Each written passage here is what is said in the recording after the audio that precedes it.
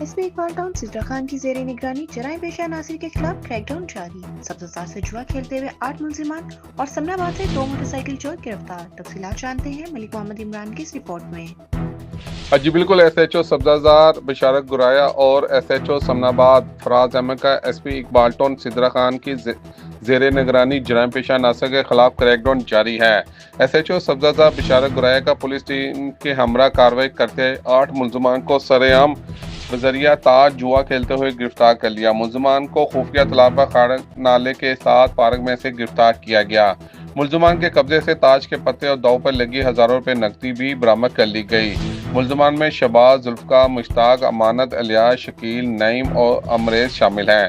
ملزمان کے خلاف مقدمہ درج کر کے انویسٹیگیشن کے حوالے کر دیا گیا۔ ایس ایچ او سمن آباد کا پولیس ٹیم کے ہمراہ کارروائی کرتے ہوئے موٹر سائیکل چوری کرنے والے 2 ملزمان کو گرفتار کر لیا۔ ملزمان وسیم اور شجیل اسلحے کے زور پر شہریوں سے موبائل فون اور نقدی بھی چھینتے تھے۔ ملزمان وسیم اور شجیل کو فیملی پارک سمن آباد سے خفیہ اطلاع پر گرفتار کیا گیا۔